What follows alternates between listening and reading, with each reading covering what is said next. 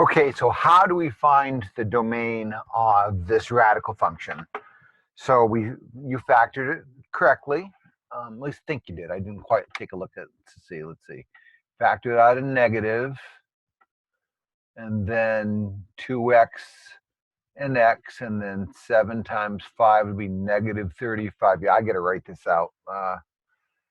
Let's see. So if I factor it out a negative, I would get 2x squared minus 9x minus 35. And then let's see, I'm going to get 2x and x, and then 7 and 5 probably. So if I put the 7 here and the 5 here, that's going to give me 14, and 14 minus 5 is 9. So let's put the negative here, the positive here. Is that what you have? Yes, it is. So now what we're going to decide is when is underneath a radical greater than or equal to 0? Well, we already know it's equal to 0 at negative 2.5, negative 5 halves, using that zero product property, and also at positive 7, because remember what we're doing is we're saying where does 2x plus 5 equal 0, and where does x minus 7 equal 0. So those are the zeros. We know that's in the domain because we can take the square root of 0, but now we're going to test numbers in these intervals and see if the value is positive or negative. And all we're going to do is decide on whether it's positive or negative. We really don't care about the answer.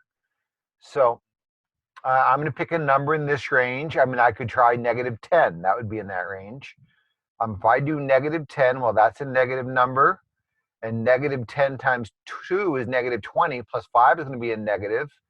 And negative x, negative 10 minus 7 is also going to be negative. So 3 negatives means that whole thing is negative here. So then I'm going to pick a number in this range, and 0 is a nice number to use. So I've got a negative. I've got a positive number because 0 plus 5 is positive, and 0 minus 7 is negative. So 2 negatives make it positive. And now I'm going to pick a number the other side of 7, like 10 or 100 or whatever, some big number. I know that's going to make this positive. That'll make this side positive, but we still get that negative there, this ruining it all.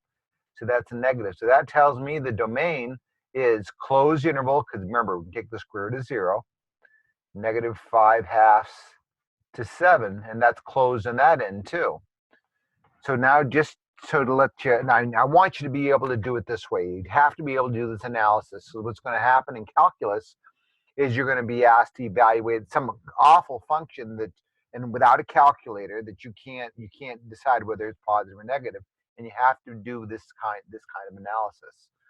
So, but to do it graphically, I graphed the radical out of Desmos, and that's what this red graph is. And notice, hey, let me turn this off. Notice that that function is only graphing from negative 2.5, negative 5 halves to positive 7. So that checks with our domain.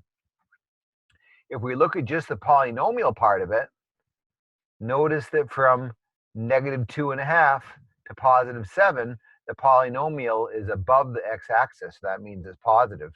And on the either side of it, it's negative. So that isn't in the domain. So that kind of confirms what we did analytically, that was the domain. So hopefully this helps you solve this kind of question.